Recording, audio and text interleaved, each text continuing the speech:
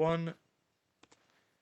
Hello, everyone, and welcome to the latest episode of Baseball FM. As always, I am Frank, joined by Max. And Max, we got a lot to talk about here.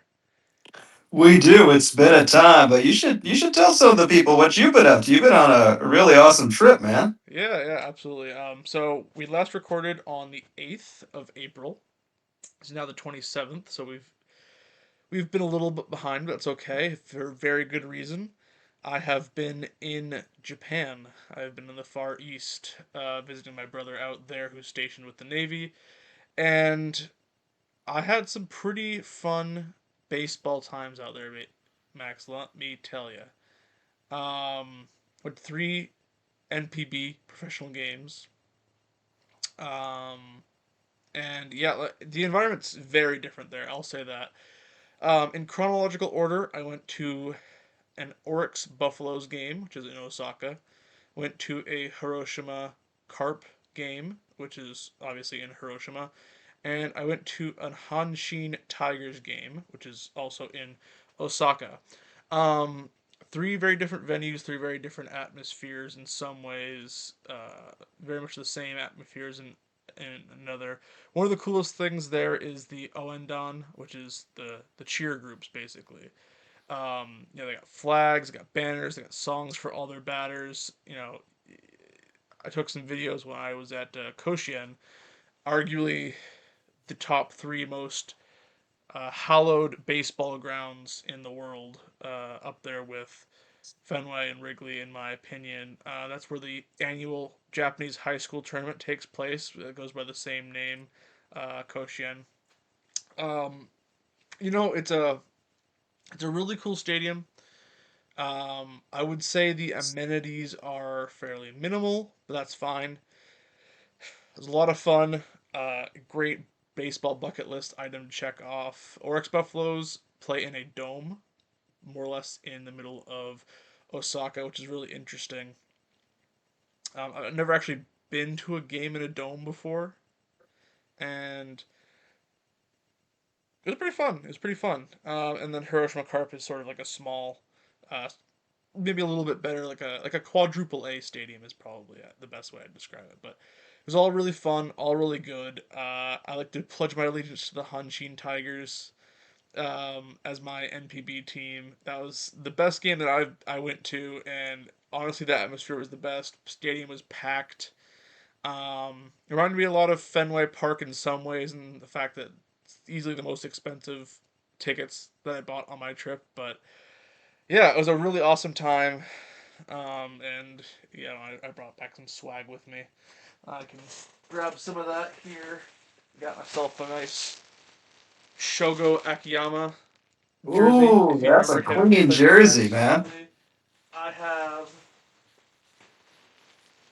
two Chikamoto jerseys from the Hanshin Tigers, and some rally towels for the Carp and all that. So Oh, some very pretty neat. cool swag.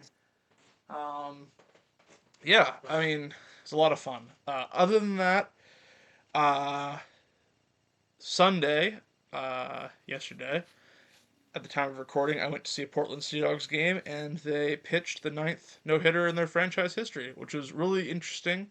Mostly in the fact that the Hartford Yard Goats managed to score 2 runs despite being no hit on a couple of walks in an error. So that was, I don't think anybody really realized it was a no hitter except for me.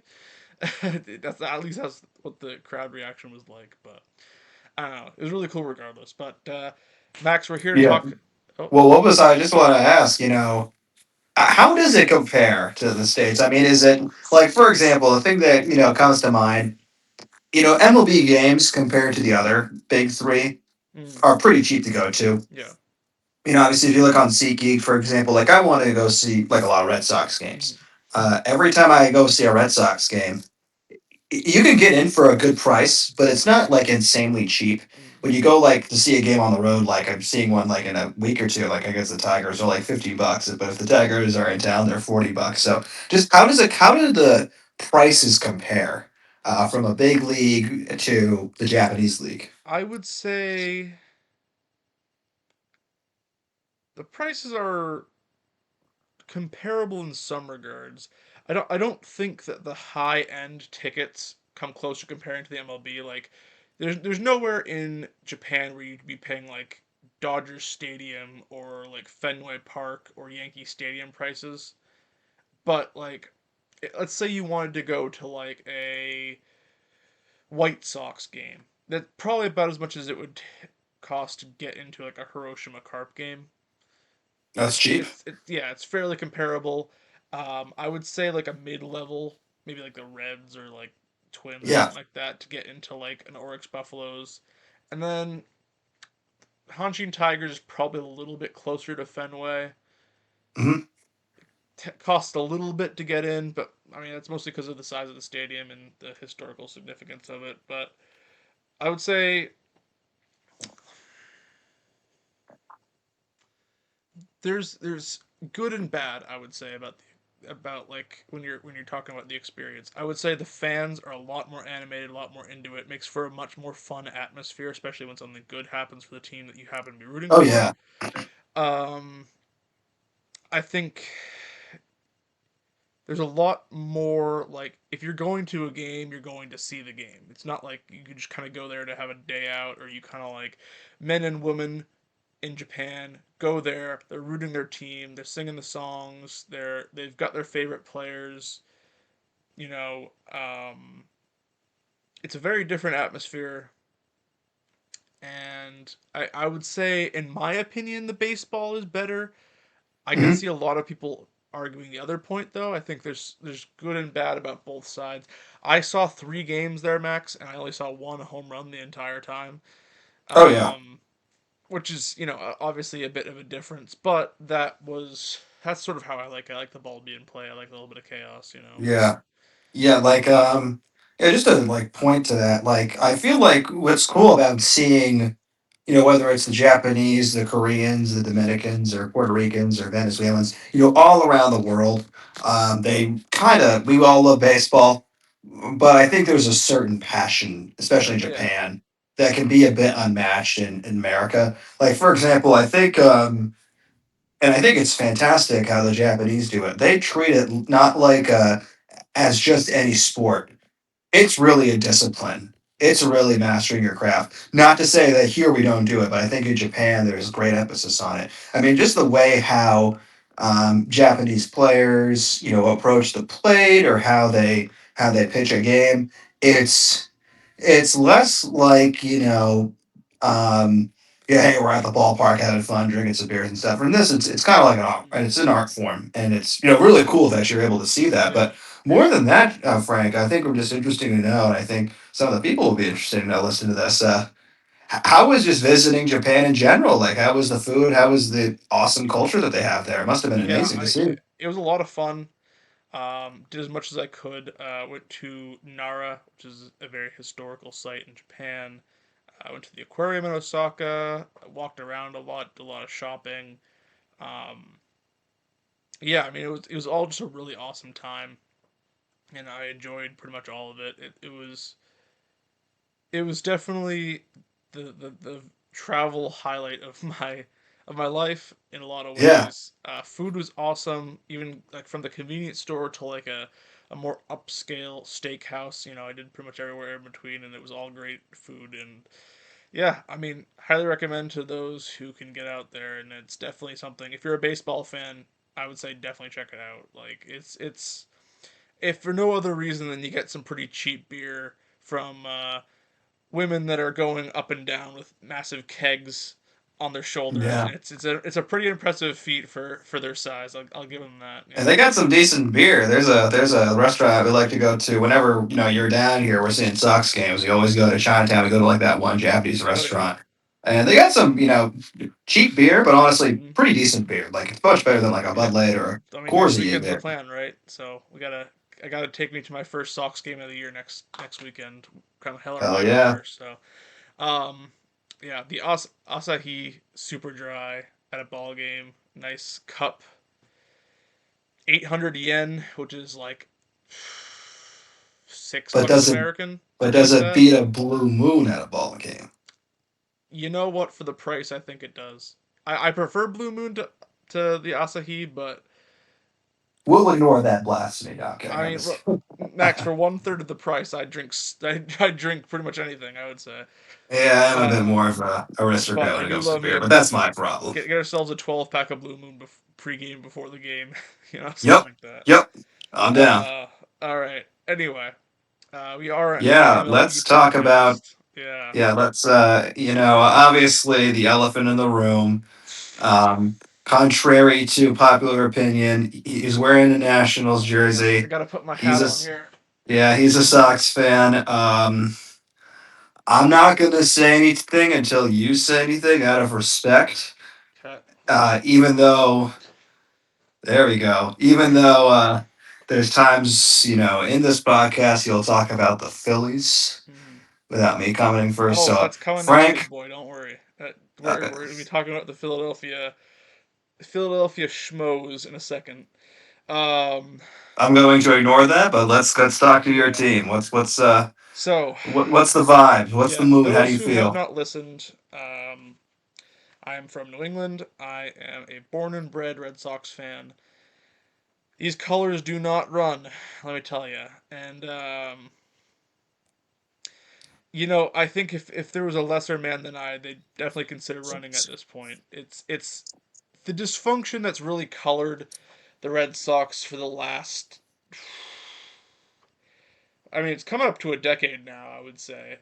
Let's just generously say the last 6 years. Let's go all the way back to the Mookie Betts trade.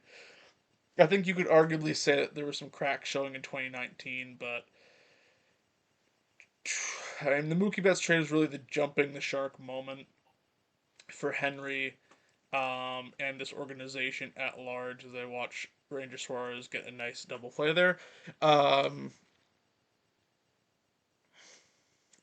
I'm watching it so too. I It's need some so of the text. smooth. Don't worry. But back to the point at hand. Um, Listen, honestly, I feel like I've built up an amount of emotional armor when it comes to these things, right? To the point where when Alex Cora, I mean, this is what we're talking about right here, right? Alex Cora, five other coaches were fired.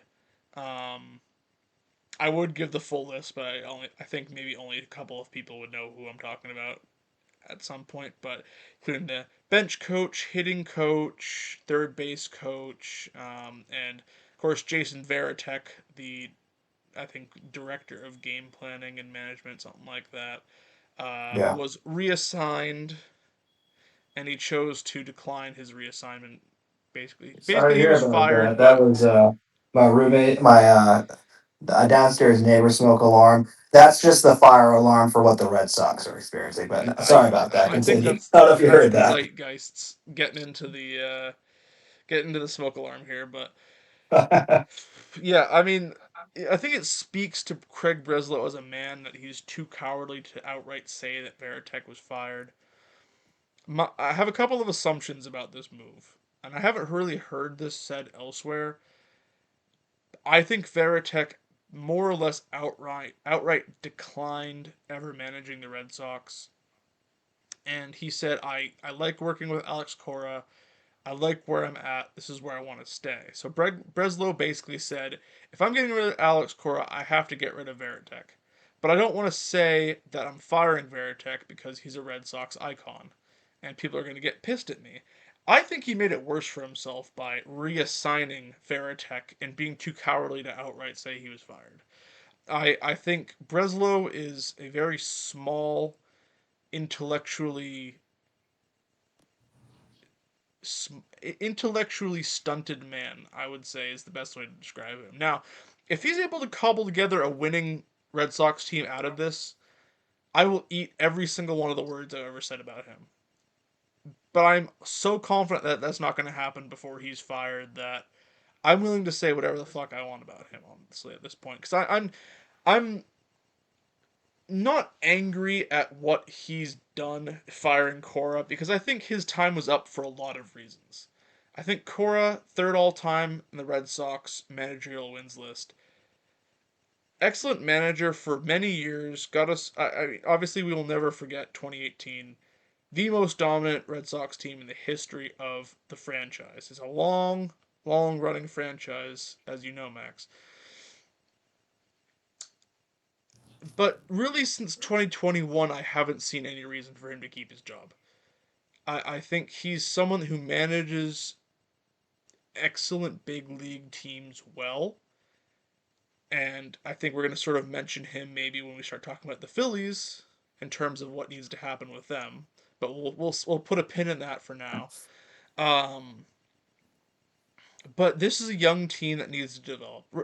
Whether or not Red Sox fans like it, that's the truth, right? This is where we're at. We're basically a Brewers, a Orioles, a White Sox type team where we have a lot of young, talented players, but we need to be able to cushion them with some veterans here and there.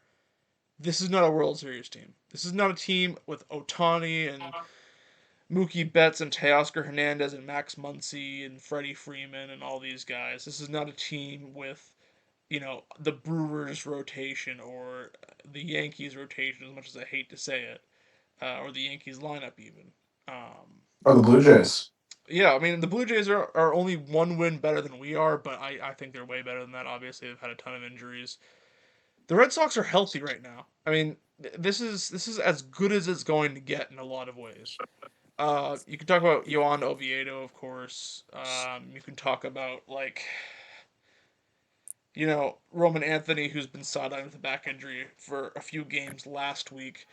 But at the end of the day, this is the team that Craig Breslow put together. I I don't believe that Alex Cora had much input in the process of actually signing these guys. Because if he did, I'm sure Bregman would be on this team. I know for a fact that Alex Cora would die for a guy like Alex Bregman. I mean, they were together with the Astros during the whole scandal and all that kind of stuff. But even last year, I think you could see how much he was valued in that clubhouse by the players and the manager alike. I think that probably papered over some of the cracks that Cora had. Just having Bregman, who's absolutely going to be a future manager one day, I have no doubts in my mind.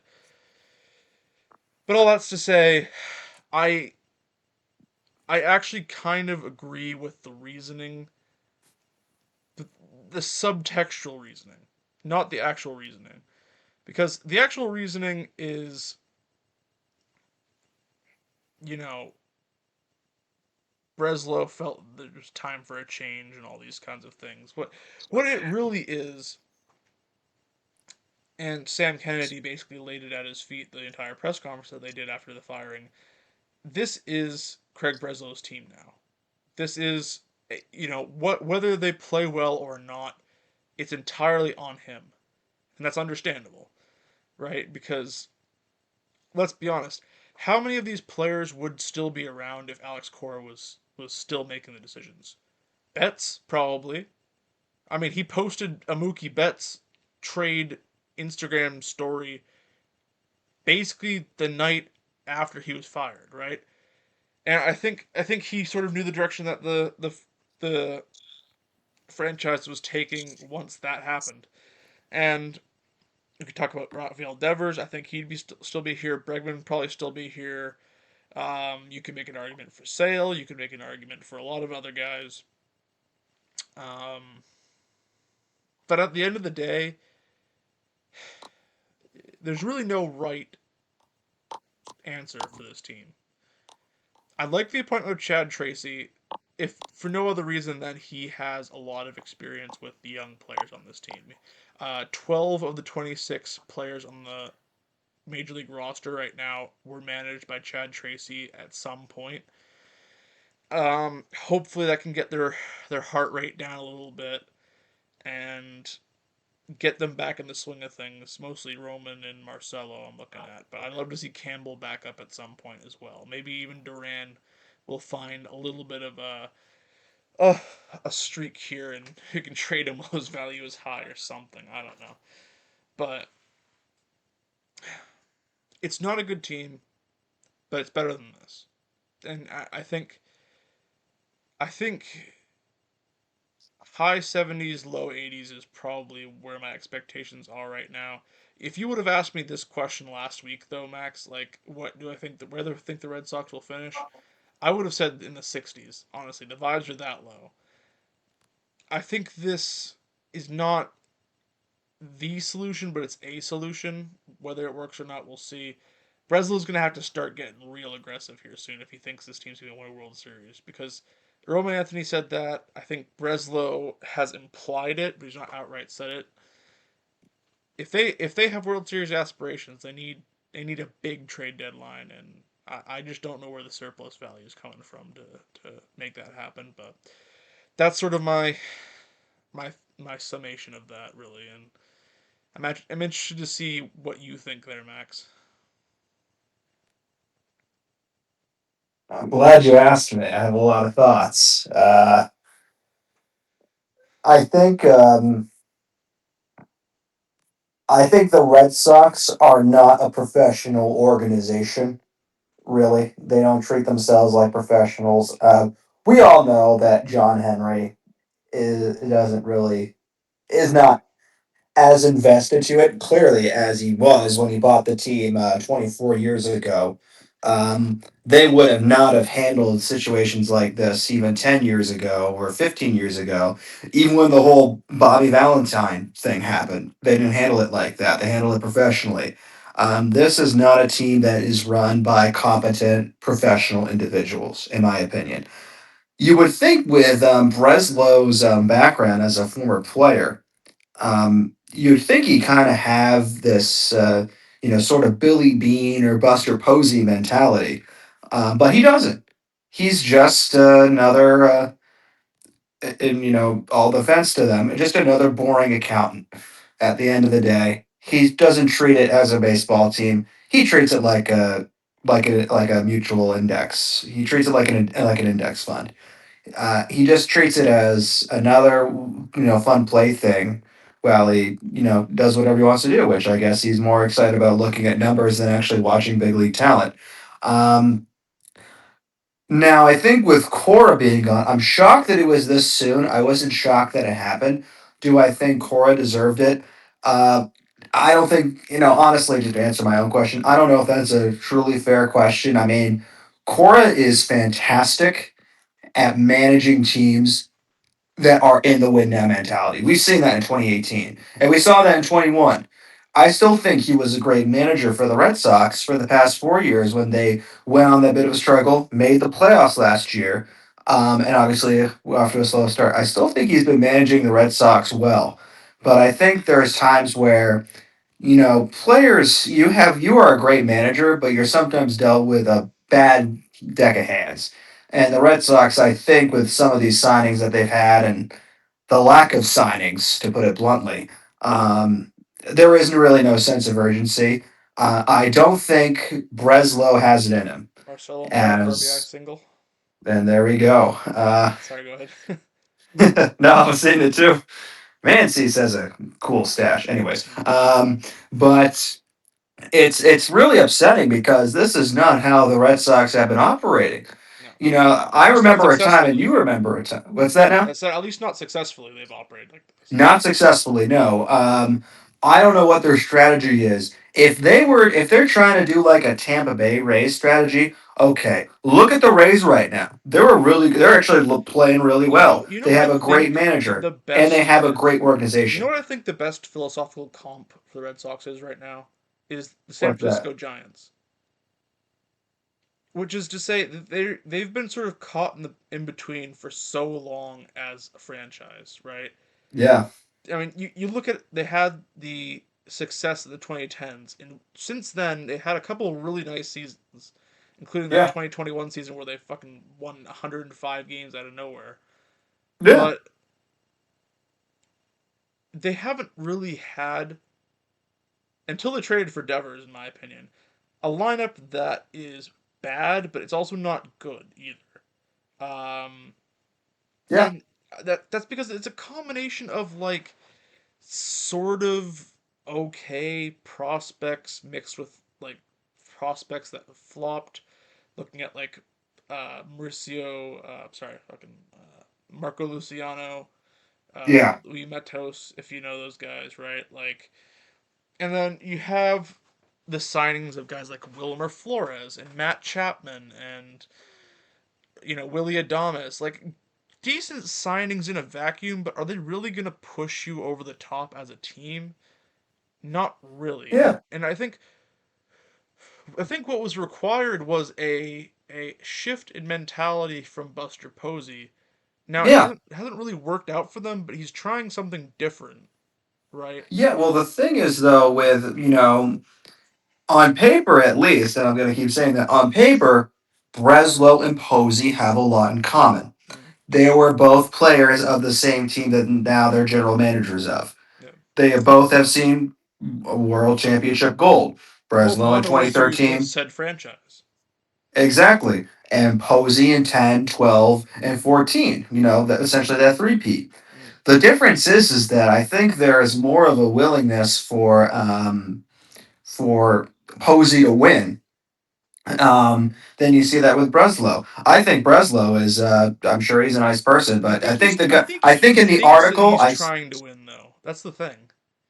the thing is though, I think in that article when we read last year, Hmm. when the whole Devers thing went down, and there was all this drip, drip, drip. You fucking You stiff. know the words. He really is a fucking stiff, isn't he? He doesn't know how to talk to anybody. He, He's a he goddamn talks like any robot. fucking He's the Ivy Mark League Zuckerberg of Major League graduate Baseball. nonsensical talking in jargon.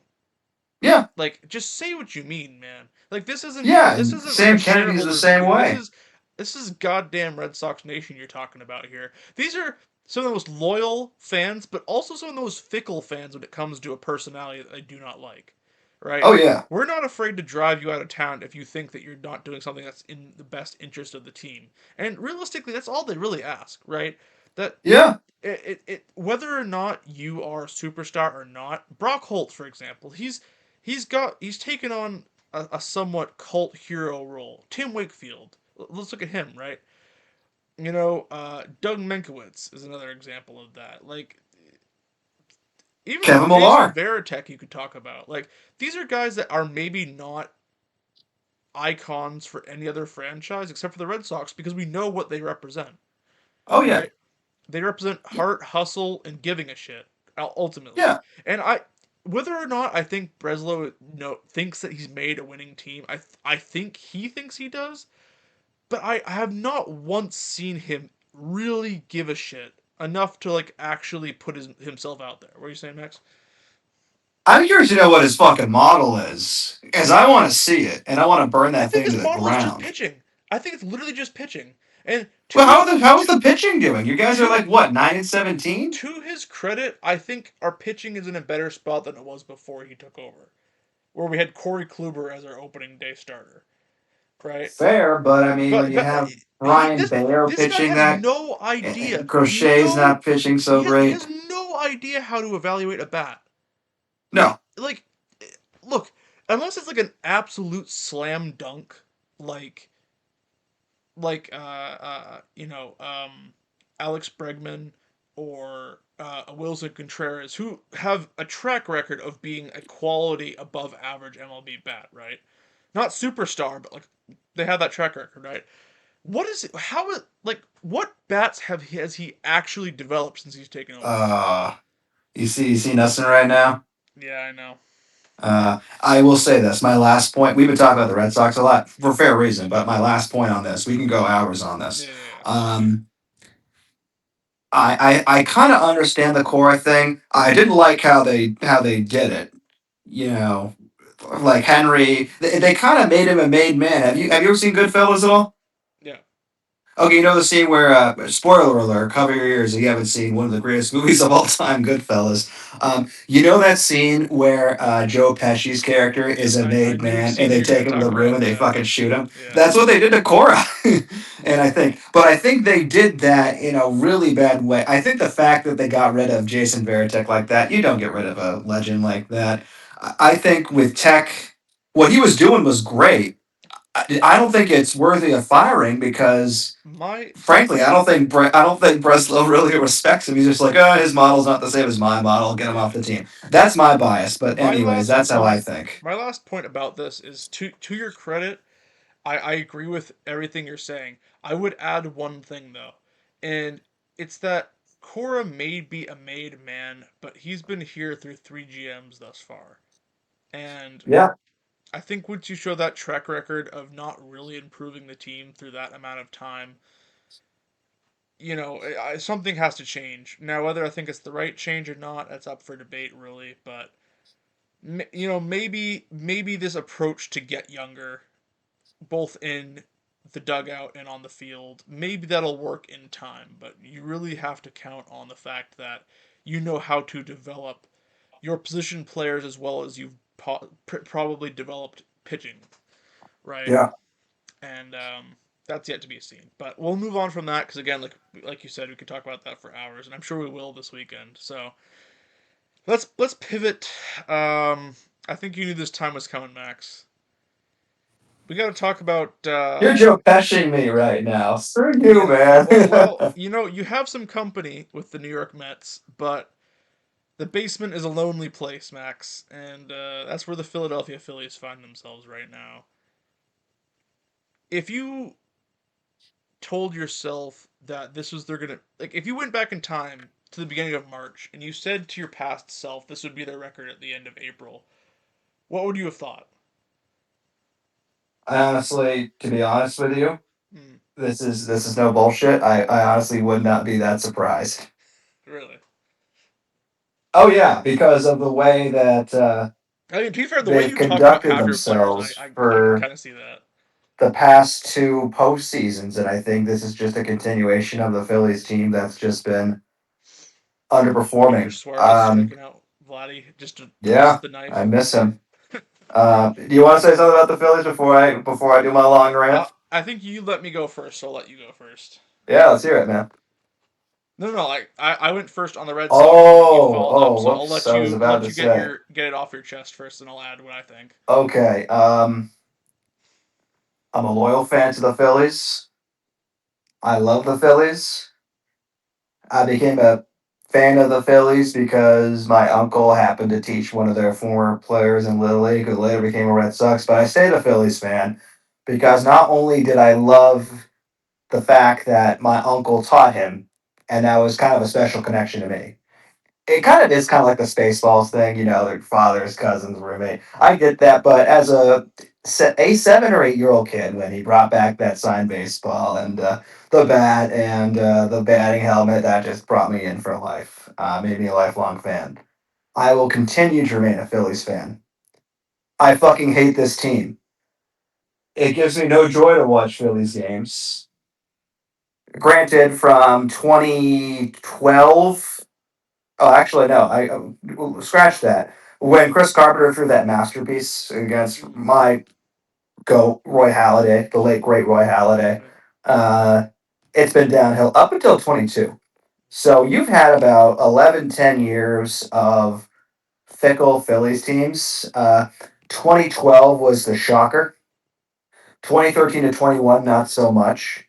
But this is a team that clearly is gassed and Mm. they're old. Yeah. I will say this though, on the bright spot, Zach Wheeler, after coming back from that scary situation he had last year, pitched fantastic against the Braves. But we are also starting off a 10 game losing streak that has happened when I was like 2 weeks old, and now I'm 27. Um, Aging myself, but yes. And I think the fact that we're still in this situation where there's this refusal to change course, even though right now the course is not looking great. Yes, they're still the Phillies on paper. They're better than this. I will point you this. Really, I mean, because Trey Turner, ever since that standing ovation he's had, he has not been on an offensive tear since. Granted, he's a fantastic defender, but we essentially have J.J. Hardy at shortstop. Not to discount anything that J.J. Hardy did, Mm-hmm. but I think there's a clear difference between J.J. Hardy, what he was able to do defensive wise, and what Trey Turner is able to do, not just defensive wise, but as we've seen on the Nationals and on the Dodgers, and that, a couple good years on the Phillies. Still a valid point, Bryce Harper but is clearly, I love Bryce Harper. Um, he is not the same Bryce Harper that we saw 10 years ago and in 21 and in 22 and 23. Um, Schwarber is all right, but he's cold. His batting average is 189. Yeah. Alec Bohm is statistically the worst hitter in Major League Baseball, and he is not a good defender. He should be off the team. Um, I am so happy. I am so relieved. I jump for joy. This is my VE and VJ day when Taiwan Walker was cut from my fucking baseball team. You've only been I asking was for it I for was 3 years so in a row. happy. I was like at the end of Return of the Jedi. I was so happy. But now we suck again. Mm. And I can't stand it. Nola basically just took his place. Yeah, Nola's okay. I remember we did a podcast a couple years ago where I was like, I like the Nola extension. I want to retract that. I fucking hate Aaron Nola now. Are you kidding me? The man has a great curveball. He has a good changeup. He cannot throw a fucking fastball. I don't mean to swear so much, but that's how upset I am. I watched his start.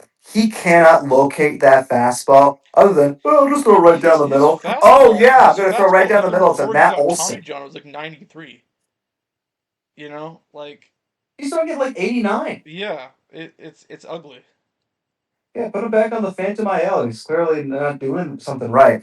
Mm. I will say, I'm not going to be too hard on Painter because he's young. He also hasn't really pitched in like 2 years. He hasn't really pitched in 2 years, and I think the ways he's handled himself right now is not that bad. Mm. I think Sanchez, besides that one start, he's still been pitching fine. But obviously, once again, and I'm gonna keep saying this, and the sound of my voice, I'm going insane because our starting pitching is all right. Our bats are getting cold at the worst possible time. We're like the lowest average, fifth lowest average in Major League Baseball. Our starting pitching ERA is actually pretty good, but our hitting has been atrocious. And once again, Tanner Banks, those people in the bullpen, they like to fuck it up. So I am very upset. A I part of me genuinely is don't of understand how this happens every time. Where I look at your bullpen and I say, "Oh, there's some nice pieces there," and then you just go, just, just shit the bed. Like yep, I yep, don't understand how it happens because like I was looking at Duran and Brad Keller and like Tim Meza and Orion Kirkering. As you know, I like him a lot, and he's been pitching well to be fair. But I look at your bullpen like as the pieces that it is. I'm like I like this bullpen, and then they just shit the bed somehow. yeah, They just take turns being the worst version of themselves every couple of games. And I yeah. Anyway, I'll let you speak on that. yeah. Fuck you, Tanner Banks. Stop blowing the game. Jose Alvarado, good for you for losing weight, but do it the right way. No, no, no discredit to Ozempic. I'm sure he does great things, but don't do it during the middle of a fucking season on, you know, like, taking it like how Barry Bonds did, you dumbass. Like, what the hell? And now he has a 7 ERA. Oh, well, gee, I wonder why. Um, so this is a team that I'm of two minds. I will say this. I think win now, but if it's looking bad at the trade deadline, blow it up. I'm fine with a rebuild. If you have to do what the Tigers did after Dave Uh, Dombrowski, I'll take it because clearly do you we're trust still in our window. Dombrowski? We're Do still you in our trust window. Dombrowski to be the one to tear it down though? I mean, he just doesn't I do well, that. I trust him. I trust the Red Sox. I trust the Phillies to John Middleton to have a conversation with Dave and be like, ultimately in 5, 10 years it could lead to something all right. But I think now we're still in that window.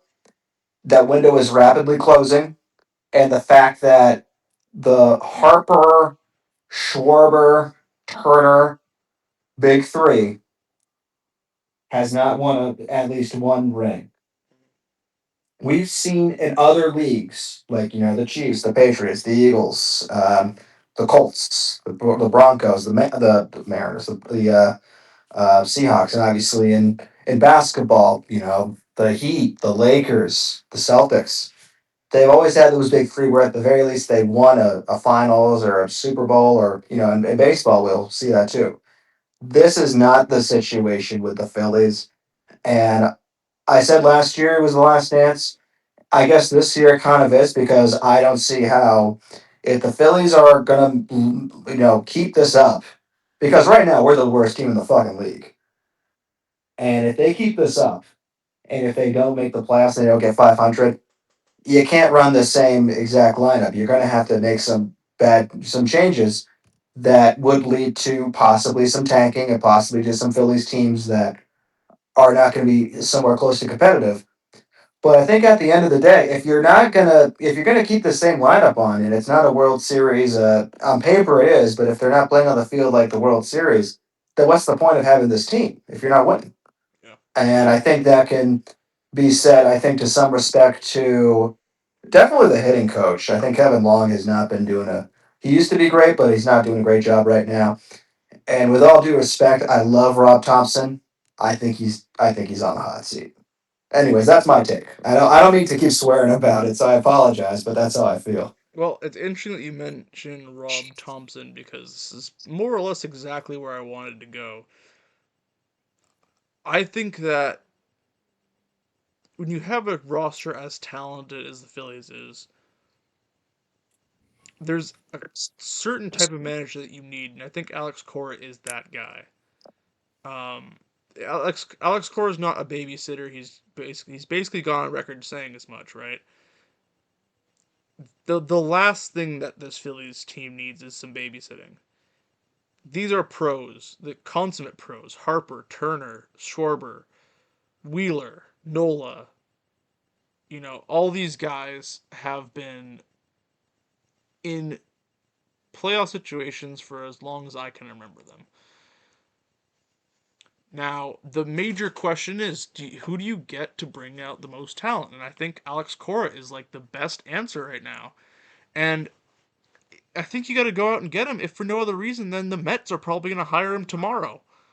One of those two teams is going to get an Alex Cora very soon. There's no doubt in my mind. And one of those two teams is going to reap the benefits of having an Alex Cora type guy, where he is the talent whisperer. Not that he brings out any extra talent, but he just gets guys to the level that they need to be at, right? And I think the Phillies would be wise to bring him in, especially if You want this is Thompson it. gone? Especially if this is it, right? This not to sound like Craig Breslow, but the value of a Schwarber, a Turner, a Harper, a Wheeler, they're going Yeah. down every single day. And eventually you're just going to be stuck with these albatross contracts when they're in their late 30s and they're not contributing anything of worth. Yep. We're You gonna be need to like the make you fucking need to make a 2013 strong Brooklyn Nets. you need to make a strong move because you've played the same hand 3 years in a row and it just has not worked. Now, some of that is bad fortune, some of that is just not having the right talent at the right time. Some of it, Yep. like you said, is the bats going cold at the wrong time, right? Yeah. But I just don't see a world where this Phillies team stands pat and gets past the NLDS at best. I Yeah. still think they're a playoff team.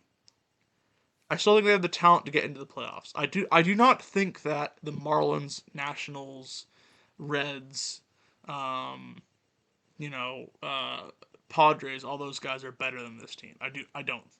I think once Wheeler gets up and running, if he looks even 80% like his normal self, that's going to be a huge boon to the talent on this team. But right now the vibes are just bad, and there needs to be something shaken up right now. Because if nothing else, the manager is the vibes guy, and Alex Cora is able to maintain vibes. If nothing else, if he if there's a way to bring the vibes up, he'll find a way.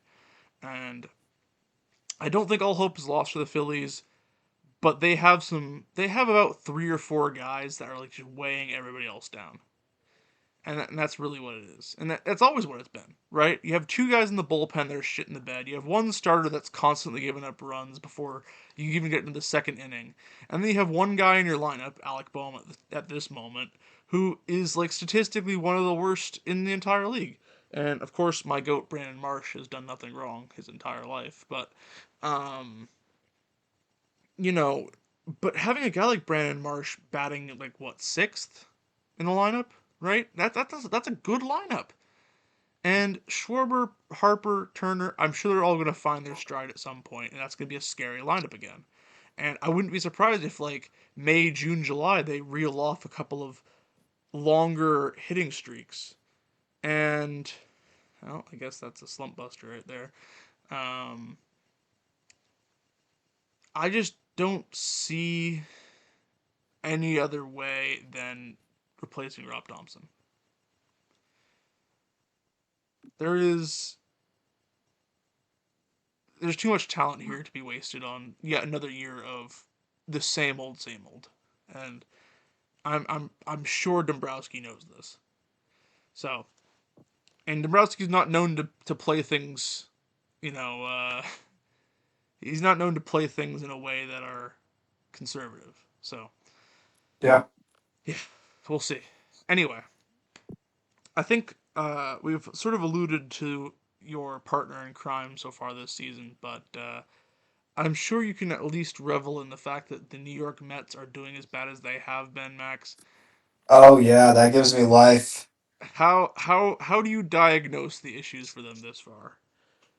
I want them to keep having those problems. Oh my god, it gives me life. Now, I will say this. I mean, Juan Soto is back now. Mm-hmm. Um, I think it's not a shocker because the He's Mets back, always but he kind of do this. already seems cranky. Like, Yeah, well, that's what happens when you give him all the money in the world. He has every right to be cranky now. He can do that, but he, I still think he's an elite player. I still like some of the players on the Mets. Like I do like Lindor, even though Mets fans now are kind of now turning on Lindor. Um, their bullpen's not looking great. Devin Williams is not looking great for him. Shocker. actually let me say something about Devin Williams real quick because I was listening to a podcast today. Um, they were talking about the movement on his changeup, right? The airbender, as it was. Yeah, They're saying that since his surgery, his airbender has looked a lot more like a sinker in terms of its shape, and it hasn't really been like the actual pitch that we know. And apparently, there's like it's like a 500 something slug against that pitch right now, which is just bananas. That's like a top 10 hitter in the league rate of people swinging at his changeup. So like his best pitch, his entire career, he can't find it. Oh, let's go. Um, and I don't. I yeah. I think that the back end of their bullpen is looking real bad, and a lot of that comes down to the fact that Edwin Diaz, they just let him walk, and like you're the Mets, like you you want to look at what Devin Williams did last year with the Yankees. Now you can talk about the park and the atmosphere and all that kind of stuff, but the atmosphere with the Mets is not much better when things are going bad. And I think you just got to stick with the guy that knows the role. I mean, with relievers, it's all about comfortability, really. Because you can yeah, see a guy be up here one year and then down here the next. Just pay the man. But and then this is, I think this is really the biggest thing with the Mets, and this goes back a few years now. Is they're really weird about like they spend a lot of money, but they don't spend it on guys that are already there.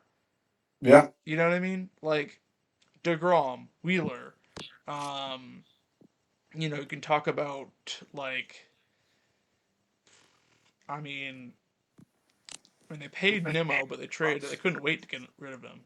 And Jeff McNeil they traded away. I thought he was a solid enough member of the team, right? And I don't see Yeah. why I don't see how Marcus Simeon is better than Jeff McNeil right now, right? Like Pete Alonso. That's another example that you could look at, right? Like complete black hole when it comes to power to pay Bo Bichette, who is a good hitter, but he is not a power hitter. And Soto is obviously great. Like I don't think for one second the Mets should.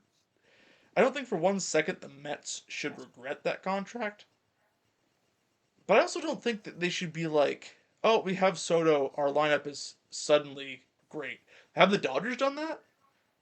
Getting Betts and then getting Otani and then getting Freeman and then signing Muncy to an extension and Will Smith to an extension and obviously developing Dalton Rushing now and like how they went out and they got Teoscar Hernandez. Now obviously if there's any team that can compete with the Dodgers in terms of spending, it's the Mets. Why aren't they doing that? Right? Like, Yeah. look, I he's a talented prospect and I like him a lot, but Carson Bench should not be your starting right fielder on opening day if you have any aspirations to be a World Series winner. He's not like that kind of blue chip prospect. He's not a Roman Anthony, right? He's not like a Connor Griffin. He's a solid, probably going to be an everyday player in his future, but a team that looks like the Yeah. Mets should not be running a David Peterson out week after week after week. And I think another thing too, just to Yeah. speak on the Mets, I think you touched on it briefly. Bo Bichette has not been playing too great. He had a pretty good game a couple days ago. He went 3 for 5. But he's starting off the year with 233 average. Mm-hmm. Not the worst, but he only has one home run, Yeah. one stolen base, a 570 OPS. His batting run value, according to Fangraphs, is among one of the worst in the league. He can't run. He's not great at fielding. His fielding range is not looking great. Granted, it's a new position for him, He's had a couple but of leg injuries though. I mean, that's what people are forgetting about. that's true. And we'll talk about Lindor too. His fielding is great, but his offense has not been as great. I mean, his batting run value is pretty poor to average. Base running, he can't run for shit to say that, quite frankly. And I think some of the Mets pitchers that we've seen so far has not been too great. Just to point one out, Kodai Senga is 0 for 4 with a 9 ERA. He has among one of the worst pitching run values and fastball run values in the league. It really is not looking great for them. The thing with the Mets, on paper they have a great lineup, but they still are just not pitching well. Now, maybe we talked about Cora possibly on the Phillies. As much as it pains me to say, I think he'd be a great fit for the Mets because I think the Mets have all these big players. They're clearly in that. The record doesn't show it, but they're clearly in that they want to win now.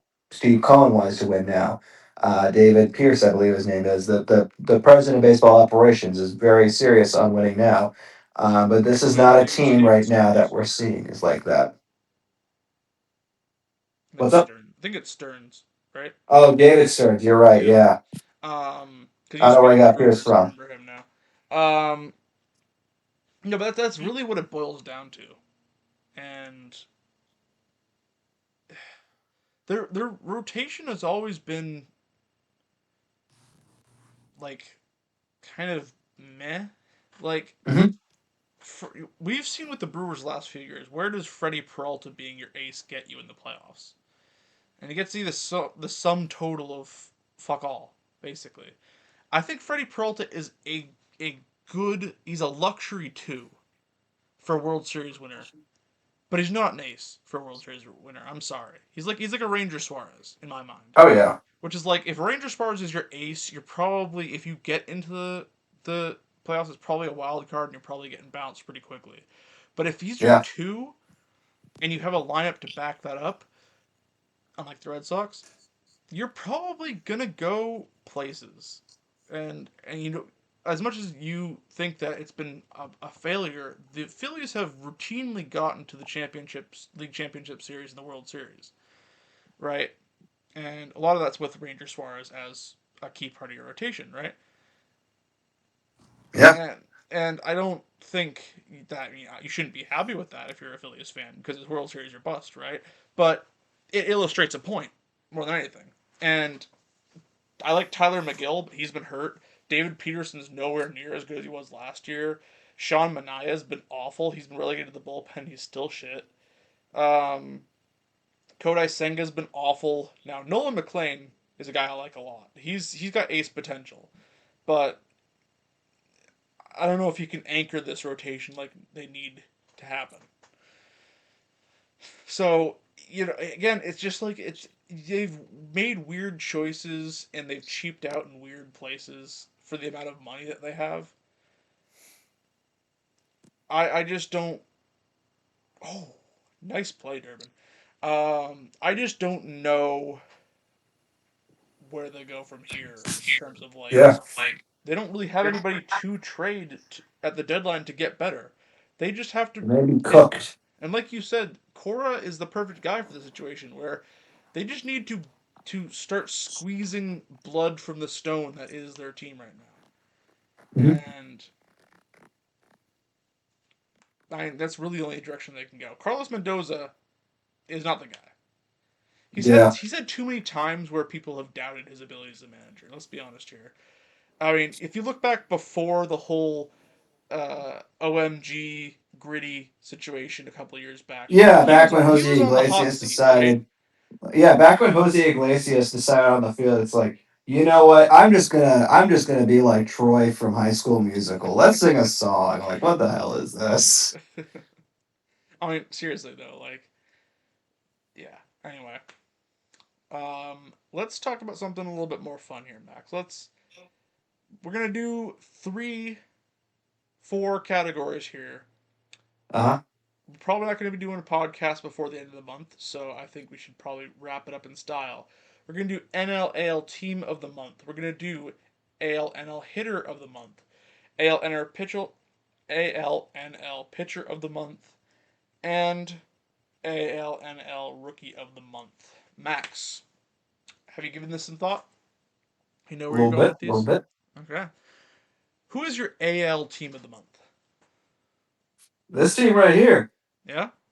I think the A's because I think they started off pretty poorly, Mm-hmm. but I think they're in first place in the AL West, which is exciting. And I think the AL West division is wide open. We've seen the Mariners struggle a bit. We've seen the Rangers struggle a bit. The Astros aren't looking too hot. Um, but I think just the way that the A's have been playing, I think it's all changed once they went to the Big Apple. They went to the Yankees. They swept or they won the series against the Yankees, and they won a big series, crucially against the Mets. And I think since then they haven't looked back. They had a good series recently against the Mariners and against the Rangers. Nick Kurtz looks to be back.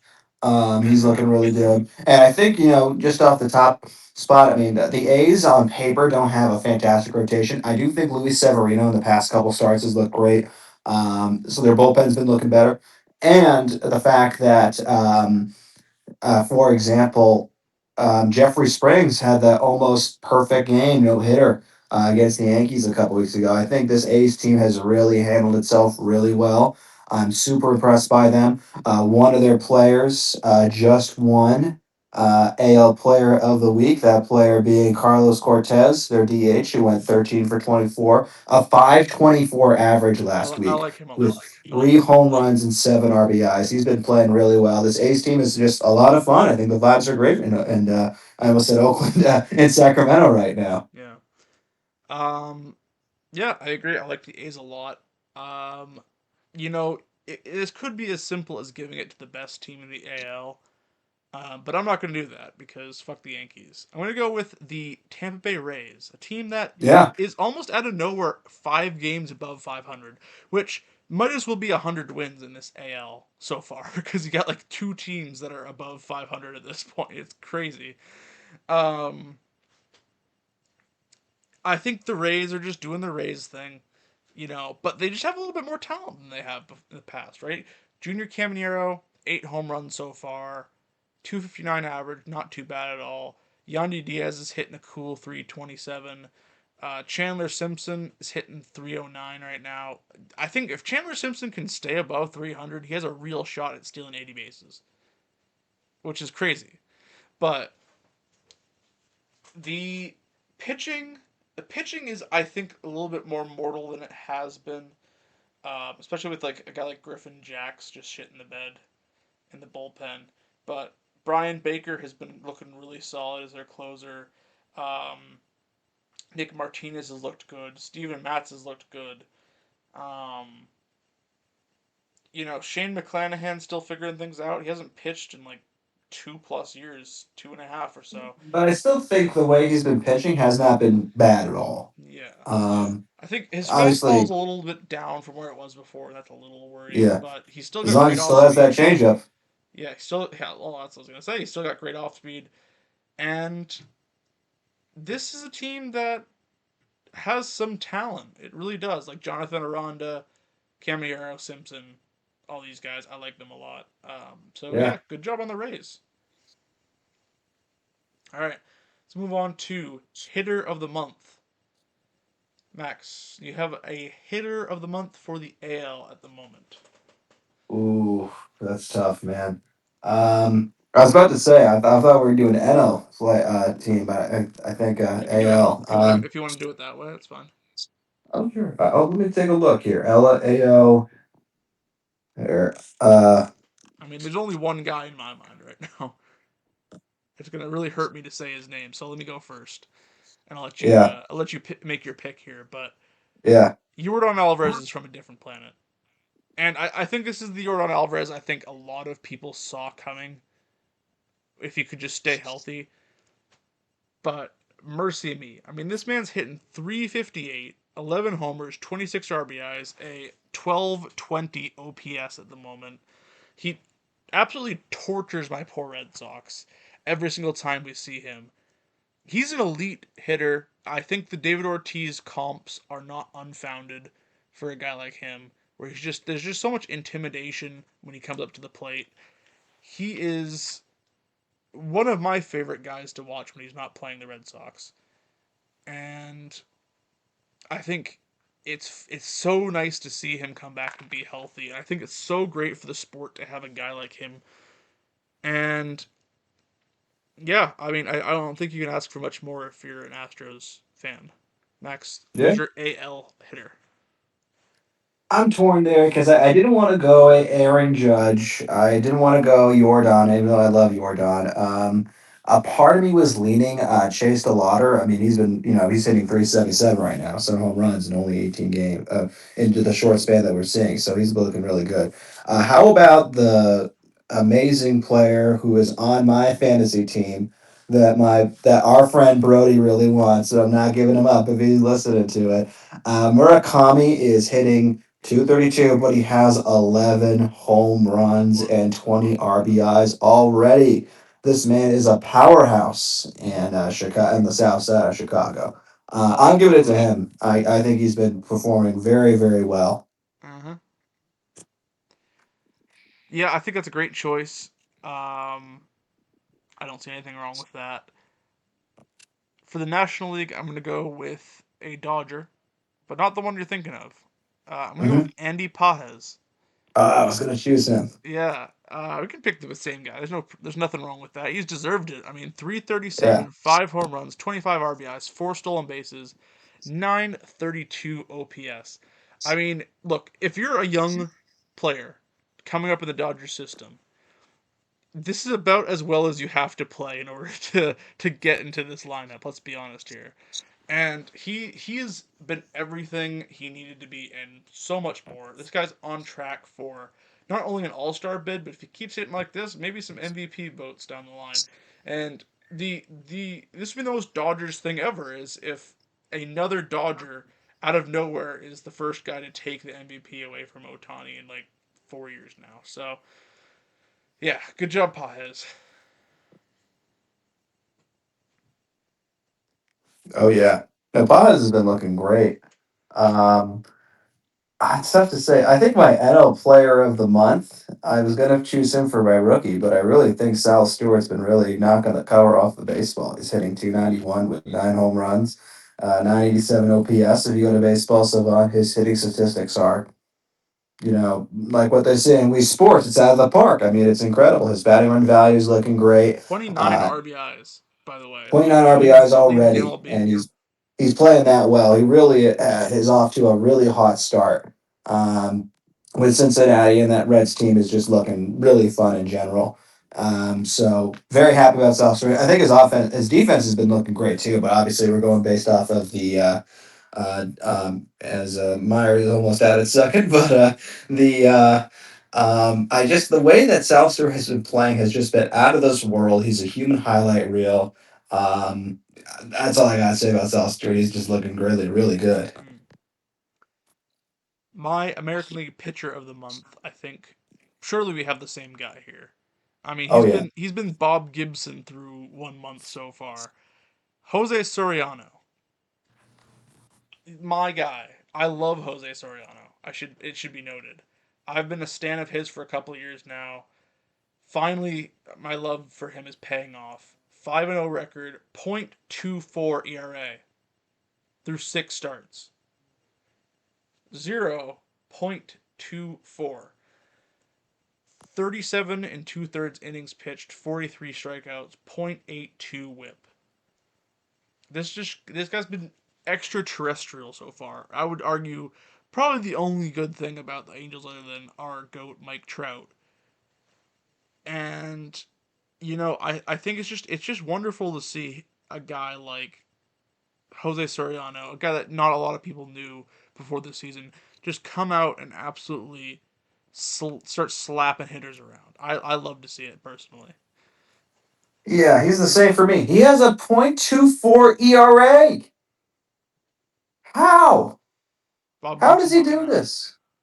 He has five. He has 2.7 WAR. He has 5 wins. How is he doing this? This is incredible. He's leading the league in strikeouts right now. He's that's absolutely incredible. He's clearly, I think, right now, if the season ended today, no doubt he's the Cy Young Award winner Easily, at this point. I mean, easily. come on, easily. I mean, this we haven't seen this as you said since Bob Gibson, and I think it's pretty incredible what he's doing right now. Hmm. Absolutely. Um, my National League pitcher of the month. This is a guy that the Padres really needed a big season out of him, and that's what they've been getting so far. Randy Vasquez. Yeah, So far, 5 starts. He's pitched 28 and two thirds innings, 1.88 ERA, 2-0 record, 1.08 whip, 30 strikeouts. He's been their ace. Him and Pavetta. Pavetta's been doing pretty nice after his first couple of starts in the season. The Padres are looking like a really good team right now, and I long may it continue because for the love of God, please, I don't want any more Dodgers supremacy. If they can at least challenge them in the playoffs, I'll be a happy camper. And hopefully Randy Vasquez can keep this up and become a very valuable part of this Padres rotation. my NL pitcher of the month. Same division, no, not too much of a surprise, but it's a Dodger. I still think it's Yamamoto, even though it is a 2-2 win loss Durbo's record. RBI. It's America. Hey, Durbin's getting hot. But I still think that ERA of 2.48 is really, really good in 32.2 innings and 28 strikeouts. He has a whip of 89, which is pretty good. So he's looking really dominant right now, which is no shocker. I think just what we're seeing with Yamamoto. Pitching run value, according to Fangraphs, or excuse me, Baseball Savant, is among the best in the league. His off speed run value is literally the best in the league Yeah. right now. So I think clearly for A me, lot of that's the splitter, um, probably. true, he has the best splitter in the game, and he's just been incredible. I love it. I love it. Last one. Let's wrap it up with the rookies of the month here, Max. Um, Um, can I start this one? yeah, go ahead. Do your thing. I hope this counts. You're not gonna like this. He is a native of Boston, I Massachusetts. know who you're gonna say. El Diablo, Jesus He his Jesus name. No Mio. offense to no offense to him, but his name is the way that it sounds doesn't sound so great if you His are name is hard of Keep hearing. His Mouth Shut and Keep Walking. You Southie piece of shit. You Excuse me, I fucking live in Southie. I'm S doxing myself. S I live in S Southie. What S the hell? Hitler. Cam S Hitler. I assume is your pick here. Well, first of all, we got to go out into the Southie thing. You got a problem with Southie, man? What the hell? No, I have no Anyways, problem no, with I'm kidding. Southie. I have a problem with him and betraying his culture.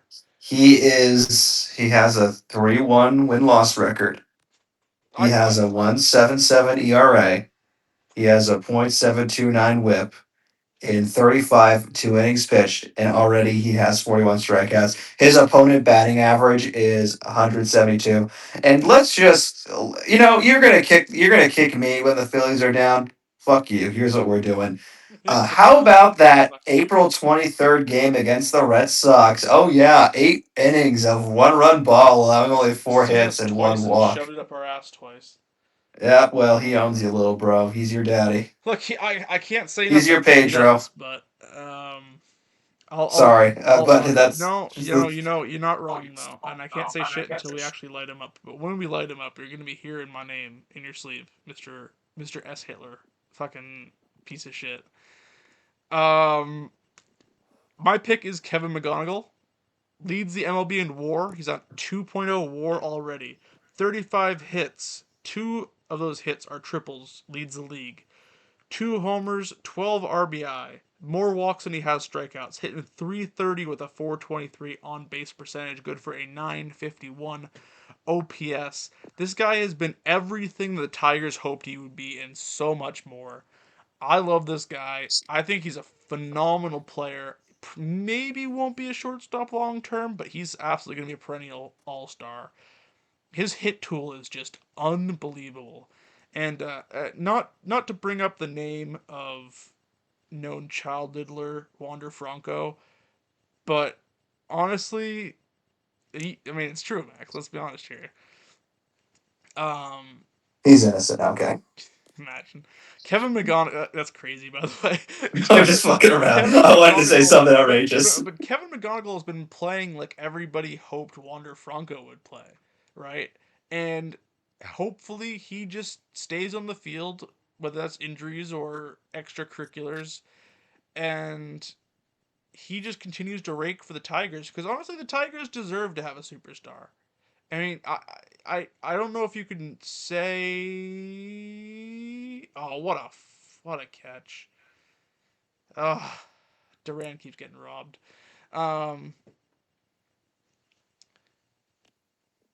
not since Miguel Cabrera can I say that they've had like a definitive star in Detroit. You know, Riley Green's had some nice seasons. So is Torkelson. I just think that Miguel Cabrera is the last recognizable star in Detroit. I think McGonigal has all the tools to be the next guy, but Max will swing it back around. NL, who you got?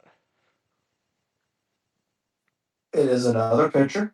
Mm-hmm. And I would think this is technically his rookie year, even though he played 8 games last year. No McLean. No McLean. Struggling Mets team 1-2, but I think he's been in one bright spot. Well, a 1-2 record. He has a 2.55 ERA. In only 31.1 innings, he has 45 strikeouts, and he has a WHIP His of curveball 85. is fucking nasty. He looks like the Dark Knight coming to life again in Matt Harvey. He's looking really good. Yeah, I like Nolan McLean a lot. Cowboy Otani was his nickname in the minors because he pitched and hit for Oh Oklahoma yeah, State, I believe. But my pick for the National League, you said he was the National League Hitter of the Year already. Sal Stewart, big fan of this guy. 29 RBI already, leading the MLB. He's got a 291 average, I believe, 9 homers. Him and Ellie De La Cruz have just been absolutely everything for this Reds offense. And long may it continue. I love the young studs in the game right now. I really do. So, yeah. um, yeah. Max, do you have any other topics worth discussing at this point? You went to a game. I went to a game. I was last week with a couple people from work. Some good, really cool people from work. Went to a Sox Yankees game. I think it was the first game of the series. Um, Unfortunately, the Red Sox got shut out, but it was cool to be back there. I will say this: even though he's a Yankee, I thought Lucas Heel pitched like 2024 Rookie of the Year, Lucas Heel stuff. He was looking pretty good. I saw Stanton hit his 456th career home run, which He was might get to neat. 500. It's possible. Yeah, and it was fun to be back. We were sitting like 15, 20 rows behind the bullpen. A great spot in right field. So it was cool to be back there. It was a little cold, obviously, being in April. It was great to be back, and actually, the ticket prices for Yankee Sox series were not as bad as I expected. Yeah, they were pricey to an extent, but obviously, I've been to more expensive sporting games in my life, and the fact that I went to a Yankee Sox game for that amount of money is a pretty good steal. I went with some great people, and it was cool to be back at Fenway after all these months of being away. I'm finally back there. We'll find some better deals, I'm sure. Oh yeah, Um, we'll find a win. yeah, yeah, and I guess I'll make some predictions for next month, just off the cuff here. I didn't really plan Sure. this, but I'm going to go off the cuff, and I'm going to say that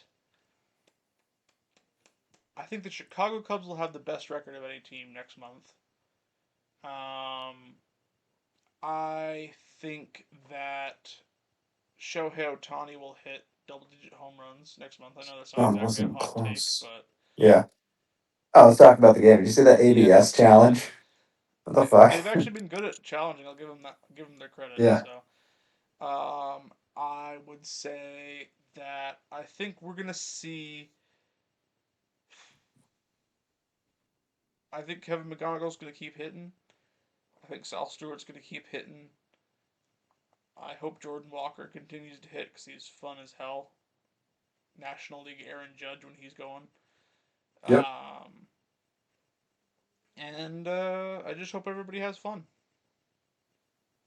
Yeah. Yeah, I hear you. Yeah. Anyway, I wish the Phillies had fun. yeah. Anything else to add, Max, or do you think we covered it all here? Phillies, please win. Please win for me. That's all I gotta say. I just want Sox, another please don't be dog shit, and don't make me regret getting Nesson this year. Alex Cora. Welcome to the Phillies. I wish. All due respect to Rob Thompson, but if I can get Alex Cora, I mean, I'm Well, taking that this time opportunity. next week we might have something to report on that front. We'll see. Yeah. Big time Ranger Suarez, I love him, and Looking like Phillies Ranger Suarez yeah. out there. Anyway, thank you guys all for watching. This has been another Baseball FM successful episode in that neither of us have started sobbing openly about our teams. So hopefully next time it's going to be a little easier to keep it together. And yeah, see you guys in the next episode.